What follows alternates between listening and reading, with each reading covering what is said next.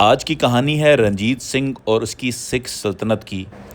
اس وقت میں موجود ہوں چیلیاں والا یادگار پر جو منڈی بہاؤدین کے پاس ہے۔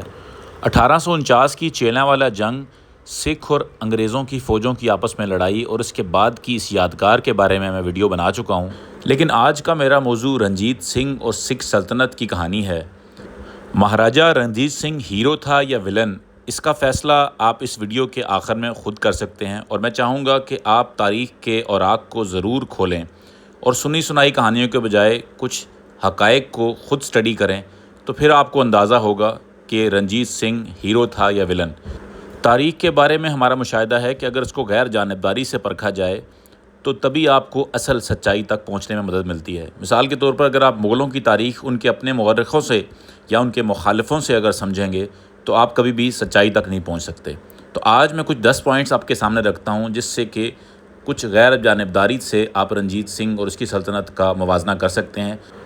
مہاراجہ رنجیت سنگھ کے بارے میں جو زیادہ تاریخ لکھی گئی ہے وہ برطانوی دور میں لکھی گئی، اور اس میں بہت سی باتیں ایسی شامل کی گئیں یا تو مبالغہ تھیں یا سیاسی مقاصد کے لیے انہوں نے اپنی پالیسیوں کے لیے اس کو برٹش امپائر نے جواز دینے کے لیے مقامی حکمرانوں کی ایسی نیگیٹو تصویر کشی کی کہ جس سے کہ نفرت پیدا ہو۔ مثال کے طور پر رنجیت سنگھ کے بارے میں کہا جاتا تھا کہ وہ ایک ظالم اور جابر حکمران تھا، لیکن اگر آپ اس دور کے حکمرانوں کے مقابلے میں اس کا مقابلہ کریں تو وہ کافی حد تک نرم مزاج اور عملی حکمران تھا۔ اس کے دربار میں ہندو، مسلمان، سکھ اور دوسرے مذہبوں سے رکھنے والے بھی لوگ اعلیٰ عہدوں پر فائز تھے۔ اس کے بارے میں یہ کہا جاتا ہے کہ سکھ سلطنت صرف مذہبی بنیاد پر قائم تھی، حالانکہ وہ ایک سیکولر طرز کی حکومت تھی جس میں کہ مذہب کو امتیاز نہیں تھا۔ اسی طرح اس کے بارے میں یہ تاثر ہے کہ مسلمانوں پر سخت ظلم کرتا تھا وہ، لیکن اگر آپ اس کی انتظامی ٹیم کا جائزہ لیں تو لاہور، پشاور اور ملتان جیسے بڑی آبادی والے مسلمان علاقوں پہ مسلمان اعلیٰ عہدوں پر فائز تھے اور ان کی مساجد کو بڑا اعلیٰ سرپرستی بھی حاصل تھی۔ اس کے علاوہ رنجیت سنگھ کے بارے میں ایک تاثر یہ دیا جاتا ہے کہ وہ ایک ان پڑھ اور نااہل شخص تھا، لیکن حقیقت یہ تھی کہ وہ روایتی طور پر تعلیم یافتہ تو نہیں تھا، لیکن انتہائی ذہین اور سیاسی طور پر بڑا مضبوط اور بہترین انتظام کرنے والا آدمی تھا، اور یہی وجہ ہے کہ اس نے ایک مضبوط سلطنت بنائی۔ اچھا، اس کے بارے میں ایک یہ بھی کہا جاتا تھا کہ اس کی فوج انتہائی غیر منظم تھی، حالانکہ اس نے اپنی فوج یورپین آفیسرز کی مدد سے نئی فوج تیار کی تھی۔ پھر رنجیت سنگھ پر یہ الزام ہے کہ اس نے صرف طاقت کے زور پر حکومت کی، حالانکہ اکثر اوقات اس نے بہترین سفارتکاری،